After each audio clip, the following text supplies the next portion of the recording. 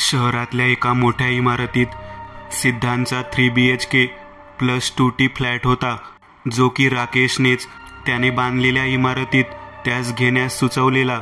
सिद्धांतच्या flat number 160 मध्ये आज खूप सारी माणसं जमली होती. पूर्ण लिव्हिंग रूम वेगवेगळ्या महागड्या लाईट्सनी, लाल रंगाच्या फुग्यांनी, प्लास्टिकच्या हॅपी बर्थडे नावानी सजवलं होतं. वातावरण तसं पाहता मन मोहून टाकणारं होतं. तिथे जमलेल्या प्रत्येक पाहुण्याच्या चेहऱ्यावर हास्य झळकत होतं. गंमत म्हणायला अशी की ते आनंद आजूबाजूच्या चांगल्या सजावटीने पसरलेलं, की हातात असलेल्या काचेच्या ग्लासात प्यायला घेतलेली ब्रँडेड दारूने पसरलेलं, तेच समजून येत नव्हतं. आहे की नाही गंमत? सिद्धांत आलेल्या पाहुण्यांचं स्वागत करत, त्यांच्याशी 2 शब्द बोलून, हात मिळवणी करत पुढे पुढे जात होता. त्याची हीच क्रिया परत परत घडत होती. काही वेळ निघून गेला.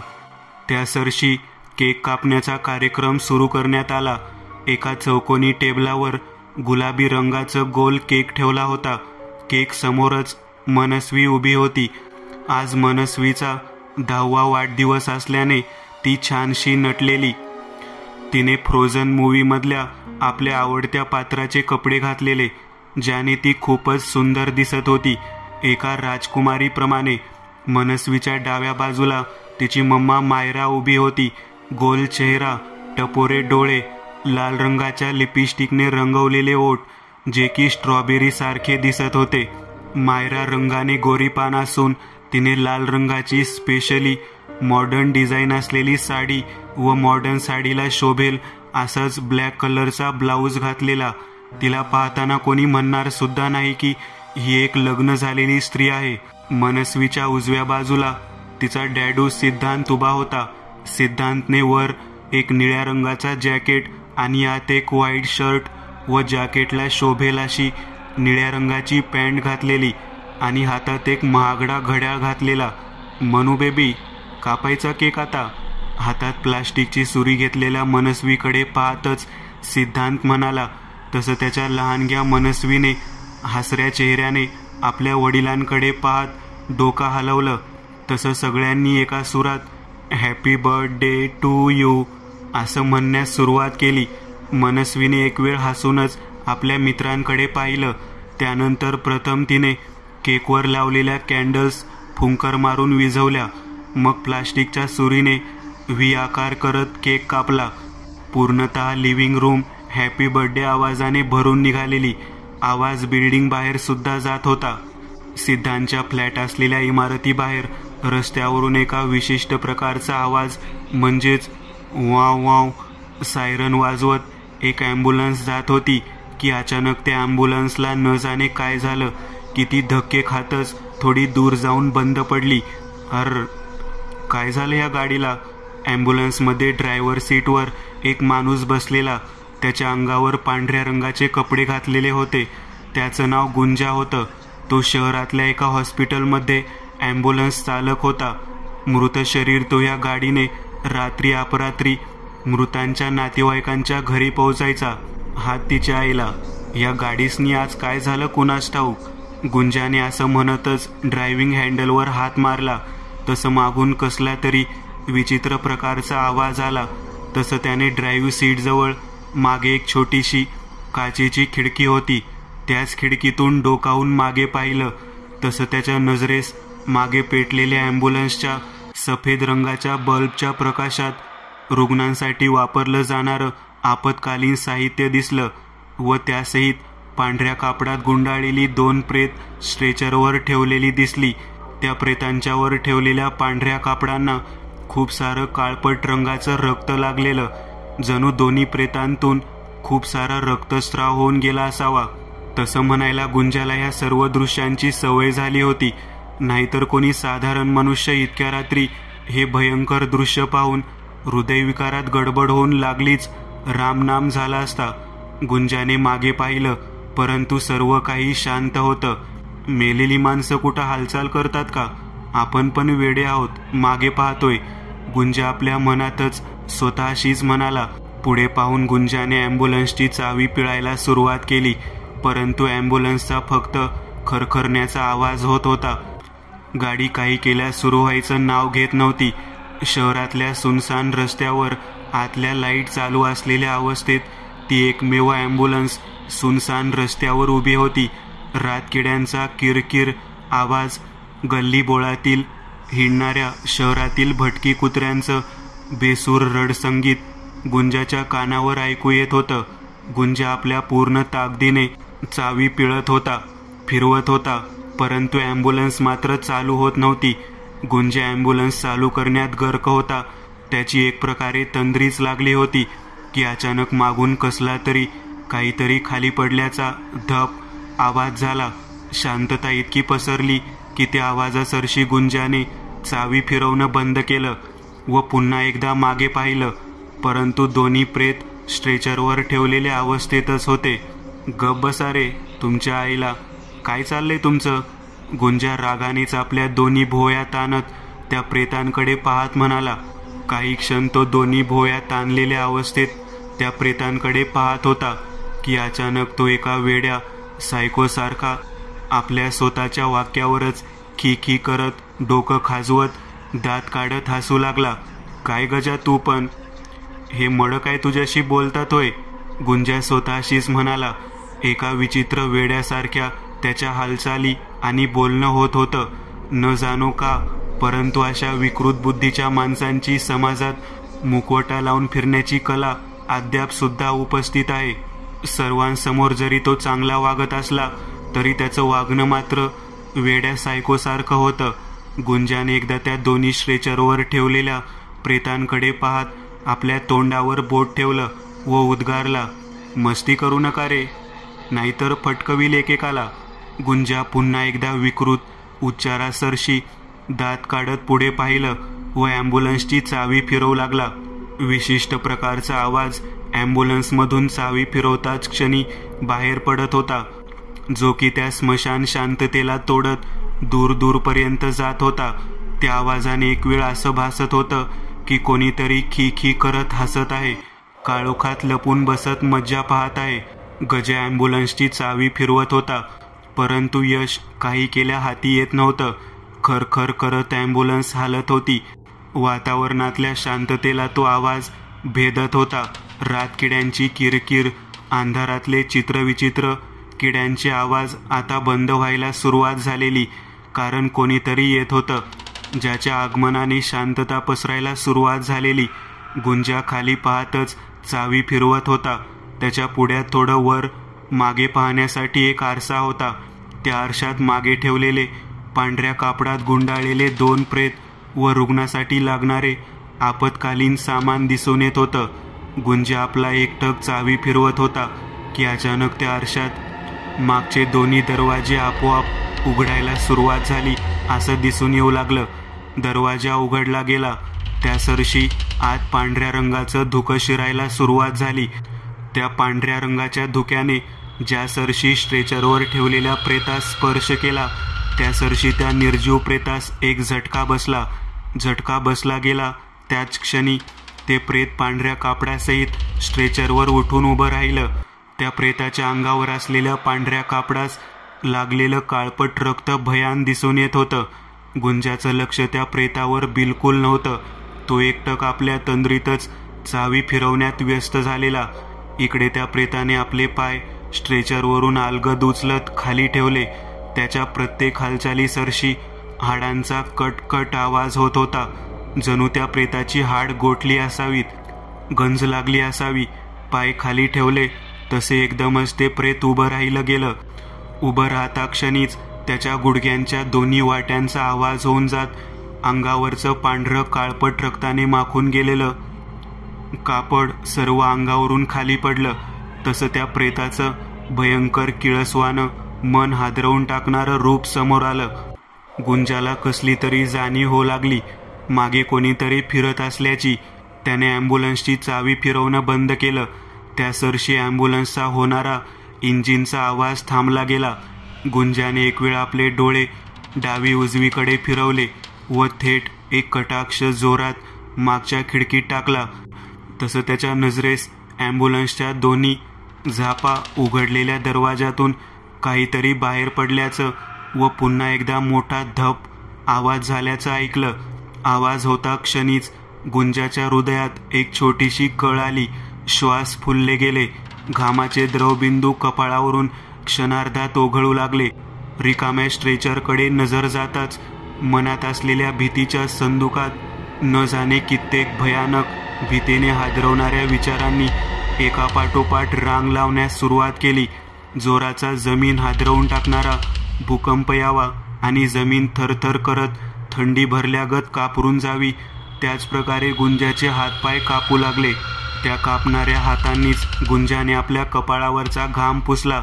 मग ड्राईव्ह सीट जवळ असलेल्या दरवाजा त्याने हळूच उघडला. त्या नीरव शांततेत त्या दरवाजा उघडण्याचा आवाज दूर दूरपर्यंत हवेच्या झुळकाप्रमाणे वाहत गेला. गुंजाने एक वेळ डावी उजवीकडे पाहिलं. काळ्या कुट्टा अंधाराव्यतिरिक्त असेल तर ती होती मुर्दा घरात असलेली हाड गोठवणारी थंडी, सफेद रंगाचं जाड धुकं आणि स्मशानभूमीत असलेली अघटिताची चाहूल देणारी स्मशान शांतता. गुंजे ॲम्ब्युलन्समधून बाहेर उतरला तसं त्याच्या नजरेस दूर दूरपर्यंत पसरलेलं गुडघ्यानितकं धुकं दिसून आलं व एक क्षण डोक्यात विचार तरळून गेला की आपण दुसऱ्याच कोणत्या तरी ठिकाणी तर नाही आलो ना. आई शपथ, एवढं धुकं? गुंजा डोक्यावरचे केस चोळतच म्हणाला. व पाण्यातून वाट काढत जावं तसं तो त्या गुडघ्यानितक्या धुक्यातून वाट काढत ॲम्ब्युलन्सच्या मागच्या बाजूस जाऊ लागला. कारण ॲम्ब्युलन्सचा मागचा दरवाजा उघडा असून प्रेत गायब होतं. ज्याने आपल्या व्यतिरिक्त या जागेत कोणीतरी असल्याची जाणीव त्यास झालेली. आजूबाजूचा कानोसा घेत एक एक पाऊल पुढे पुढे सारत गुंजा मागच्या बाजूस चाललेला. भयान अंतराळातला विशिष्ट प्रकारचा मन धुंद करून येणारा आवाज त्या काळोखातून चारही दिशेंनी गुंजाच्या कानावर येत होता. इतक्या वर्षाच्या नोकरीत गुंजाने आजपर्यंत कित्येक प्रेत पोचव केलेली. आजपर्यंत त्यास कसलीही भीती वगैरे मनात उठून आली नव्हती. परंतु आजचा दिवस त्या दिवसांपेक्षा काहीतरी आगळा वेगळा होता. मनात कसली तरी भीती उत्पन्न होत चाललेली. पुढच्या संकटाची, अनाहूतपणाची चाहूल, काहीतरी आपल्या समवेत घडणारे ह्याची शाश्वती देऊन जात होती.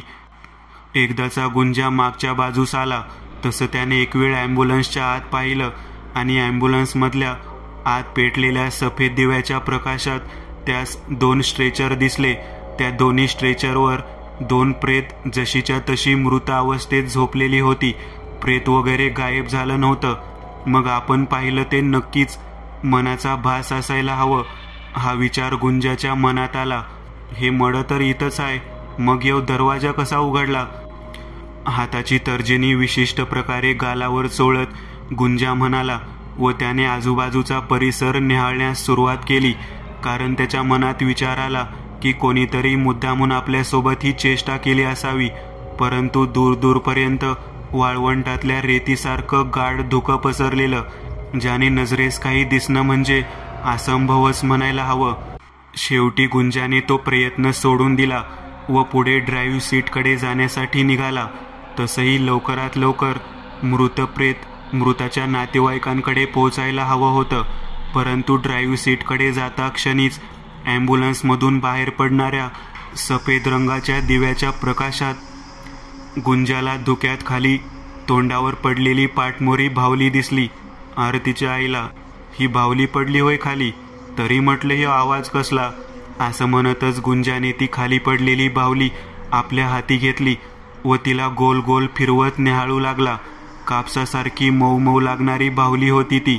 त्या बाहुलीच्या डोक्यावर एक निळ्या रंगाची गोल टोपी होती व त्याउलट लाल रंगाची फ्रॉक घातलेली दिसून येत होती. जणू रक्ताने भिजवली गेली असावी. लाल रंगाच्या गरम रक्ताने न्हावून निघाली असावी. त्या बाहुलीच्या लाल रंगाच्या फ्रॉकवर चिवची साजरी डॉल असं इंग्रजीत काळ्या रंगात नाव लिहिलेलं. काय बकवास बाहुली आहे? गुंजाने तिच्या एका डोळ्याकडे पाहत हे वाक्य उच्चारलं. कारण बाहुलीवर एकच डोळा अस्तित्वात होता. दुसऱ्या डोळ्याची जागा रिकामी होती. मग तिच्या चेहऱ्यावर थुंकत गुंजाने ती बाहुली जाड धुक्यात भिरकावून दिली व लागलीच ड्राईव्ह सीटच्या दिशेने जाऊ लागला. ज्या सरशी ती बाहुली धुक्यात भिरकावली गेली त्या सरशी त्या दिशेने एक भसाड्या आवाजात उच्चारलं जावं तसं गीत ऐकू येऊ लागलं. टपाटप टपाटप आवाज करती, इवल्याशा पावलांनी घरही हुंदडती. सामान्य मनुष्याने न ऐकलेला आवाज, घोगरा, क्लिष्ट, भरडा अशा विशिष्ट प्रकारांनी नटलेला हा आवाज, ताल सूर लावून हे मृत्यू गीत गाऊ लागलेला, जो की गुंजाच्या कानांवर पडताच त्याने आपले पाऊल जागेवरच थांबवले व एक औंढा गिळून भेदरलेल्या नजरेने धुक्यात पाहू लागला. एकटक मगटक मगटक मग बघती, टपोऱ्या डोळ्यांनी तिच्या ती टकमक बघती. पुन्हा एकदा आलेल्या ह्या ताल सूर लावून बोललेल्या संगीता सरशी 2 पिवळ्या जर्द रंगाचे डोळे त्या जाड धुक्यात चमकले, जे पाहून गुंजाच्या अंगावर नसानसातून सरकन काटा उभा राहिला. हातपाय जागेवर थिजले गेले. रक्ताचा पाठ जसा आहे, आईचा थाट तोडील लचका आणि घेईल घास. धमधम भयंकर पाशवी हास्य घुमलं आणि त्यासोबतच एक ढोल बदलवण्याचा आवाज. ए कोण आहे रे, समोर ये, तुटक मुटक शब्दांत गुंजा उच्चारला. नक्की येऊ का? खोल गेलेला आवाज व त्या आवाजात होता एक प्रश्न, ज्या प्रश्नाचं उत्तर म्हणजे हो मृत्यू, नाही जीवन असा होता. जर गुंजा प्रथमदर्शनी हो म्हणाला तर मृत्यूस मुकणार होता, आणि जर नाही म्हणाला तर मात्र जीवन मिळण्याची शक्यता 1% वर्तवली जात होती. परंतु सैतान तोंडात आलेला घास असंच सोडून देईल तर नवलच म्हणावं लागेल. घाई गडबडीत घेतलेला निर्णय नेहमीच चुकीचा असतो असे आपले आईवडील म्हणतात, परंतु गुंजाने आपल्या आईवडिलांचं कधी ऐकलंच नव्हतं. त्याने कसलाही विचार न करता हो म्हटलं. तसं त्या धुक्यातून एक शेवटची संगीत ओळ बाहेर पडली. घाई नको करूस, तू खेळ आरामात, केलीस ना घाई तर होईल घात. घोगऱ्या खोल आवाजात उच्चारलेलं शेवटचं जे वाक्य ज्या सरशी संपलं गेलं, त्या सरशी धुक्यात ज्या दिशेला ती बाहुली फेकली गेलेली, तेवढ्या जागेत लाल रक्तासारखा जाडसर रंग पसरला, लाल प्रकाश पसरला. कावरा बावरा होऊन गुंजा आजूबाजूला पाहत होता की अचानक त्याच्या भिरभिरणाऱ्या नजरेस ते लाल रंगाचा प्रकाश दिसला व त्या प्रकाशात उभी राहिलेली एका 6-7 वर्षाच्या लहान मुलीची आकृती. पांढऱ्या फट चुन्यासारखा चेहरा, काळपट विषारी ओठ, पिवळ्या रंगाचे डोळे, त्यात एक काळा टिपका व मोकळे सोडलेले केस. तिच्या अंगावर एक काळ्या रंगाची फ्रॉक होती व हातात हृदयापाशी कवटाळून धरलेली ती बाहुली, जी गुंजाने थुंकत फेकून दिली होती. तू माझ्या साजरीला फेकून दिलंस, तू थुंकलास तिच्यावर. पिवळ्या डोळ्यांची चमक आता आग ओकू लागली. 1 रुपयांच्या नाण्या एवढे तिचे डोळे मोठे होऊन जात विस्तवाप्रमाणे तापल्यासारखे दिसू लागले. गुंजाचा आपल्या कानांवर विश्वास बसत नव्हता, कारण त्या 6-7 वर्षाच्या लहान मुलीचा आवाज अगदी भयंकर, कांठाळ्या बसवल्या जातील इतका मोठा होता. नाही नाही, म्या नाही, मला जाऊ दे. कोण आहेस तू? म्या काय बिघडवलं तुझं? काय ते मानवी कल्पनेच्या बाहेर अवतरलेल्या ह्या विचित्र चेष्टेला पाहून गुंजाची पूर्णपणे वाचा बसली गेलेली. घशातून निघणारा आवाज आता ह्या क्षणी अशक्त झालेल्या रोग्याप्रमाणे बाहेर पडू लागलेला. थरथरणाऱ्या पावलांनी तो मागे मागे सरकू लागलेला, कारण ती पुढे पुढे चालत येत होती. गुंजाचा घास घ्यायला येत होती. मृत्यूचा घास शरीरातून प्राण बाहेर पडणार होता. मित्रांनो, मृत्यूची भीती बलाढ्य शक्तिहीन मानवास सुद्धा आपल्या पुढे गुडघे टेकवण्यास भाग पाडते. तू कितीही बलाढ्य ताकदवर असशील, परंतु मृत्यू कोणास मुकत नाही. तो केव्हा, कसं, कोठून, कशा प्रकारे, कोणत्या रूपात अवतरेल सांगता येत नाही. समोरून येणाऱ्या आपल्या मृत्यूस पाहून एक एक पाऊल मागे मागे टाकत जाणाऱ्या गुंजा अचानक कशास तरी धडकला गेला. धडकता क्षणीच पाठीला कसला तरी थंडगार लादीसारखा स्पर्श काही क्षण झोंबला जात सर्व अंग शहारलं. तसं त्याने लागलीच मागे वळून पाहिलं आणि समोरचं दृश्य पाहता क्षणीच भीती जणू तुडुंब मनात उसळून गेली. दोन्हीच्या दोन्ही काळपट रक्ताने माखलेली प्रेत जागेवर उभी राहिलेली. त्यातलं एक जाडजूड हाडळीसारखं फुगलेलं नग्न प्रेत होतं राम्याचं, ज्याची डोक्याची कवटी फुटली होती. त्या कवटीमधून मेंदू बाहेर आला होता. एक हात पूर्णपणे तुटला गेलेला. ज्या प्रकारे नळामधून एक एक थेंब मंद गतीने टप टप पाण्याच्या आवाजासहित गळावं. त्याच प्रकारे लाल रंगाचं रक्त बाहेर पडत होतं. त्यासोबतच पोट फाटले जाऊन आतल्या सफेद रंगाच्या आतड्या बाहेर आल्या होत्या. दुसरं प्रेत होतं राम्याचं. पांढरा फट्ट चेहरा व शरीरावर न जाणे कित्येक चाकूने वार केलेले. त्याचं ते प्रेत माती चाळण्याच्या चाळणीप्रमाणे दिसून येत. असंख्य बारीक बारीक छिद्र पडलेली. गुंजाचा मेंदू आता बधीर झालेला. विचार करणं तर सोडाच. मुळात त्या संकटातून सुटण्याची धडपड सुद्धा मावळली होती. त्याने जणू आपला आत्मा त्या सैतानांना अर्पणच केलेला. आता आपल्याकडे वाचण्याचा कोणताच मार्ग नाही. जे आहे ते उभ्या डोळ्यांनी पाहत मृत्यू स्वीकारायचं, बस इतकंच. काजळी फासलेला अंधार जणू मनात असलेल्या प्रयत्नांच्या विचारांवर धूळ फुंकून गेलेला, ज्याने सर्व काही अंधारमय झालेला. खी हास्य करत राम्याच्या जाडजूड प्रेतानं गुंजाला पकडून ठेवलं. गुंजाची काडीची हालचाल होत नव्हती. जणू पुढे काय घडणारे ही भविष्य काळवानी त्यास कळाली होती. चेहऱ्यावर चन्नी हास्य करत एक एक पाऊल वाढवत ते पिशाच्या गुंजाजवळ आलं. माझ्या साजरीचा डोळा कुठं गेला? चिऊ आजूबाजूला इकडे तिकडे अंधारात पाहू लागली व काही क्षण झाल्यावर पुन्हा एकदा तिने आसुरी हास्य करत गुंजाकडे पाहिलं. तू डोळा नाही म्हणून तिच्या तोंडावर थुंकलास ना, आता बघच. चिऊचं वाक्य समतोनी समतो की तोच तिने वाऱ्याच्या वेगाने आपला पांढरट हात गुंजाच्या एका डोळ्यात घुसवला. विशिष्ट प्रकारचा कातडी फाटल्यासारखा आवाज झाला. वीज कडाडली. सर्व काही उजळून निघालं व गुंजाच्या तोंडून निघालेली आर्तकिंकाळी विजेने आपल्या आत सामावून घेतली. वाव, तुझे डोळे किती छान आहेत ना. पुन्हा एकदा तोच प्रकार घडला. चिऊने गुंजाचे दोन्ही डोळे उपटून काढले. गुंजाच्या डोळ्यांच्या जागी आता फक्त काळोखाची पोकळी उरली. त्या पोकळीतून लाल रंगाचं जाड रक्त आसवांप्रमाणे बाहेर पडू लागलं. भयंकर एकापाठोपाठ आर्तकिंकाळ्या त्याच्या मुखातून बाहेर पडू लागल्या. परंतु प्रत्येक निघणाऱ्या आर्तकिंकाळी सरशी एक वीज कडाडली जाऊ लागली, ज्याने गुंजाचा आवाज दाबला जाऊ लागला. चिऊने आपल्या साजरी नामक बाहुलीच्या आपल्या अमानवीय शक्तीने गुंजाचे डोळे बसवले व हळूच दूर दिसणाऱ्या एका इमारतीच्या फ्लॅटकडे पाहिलं, ज्या फ्लॅटमधून एका सुमधुर आवाज येत होता. Happy birthday to you, Manaswi.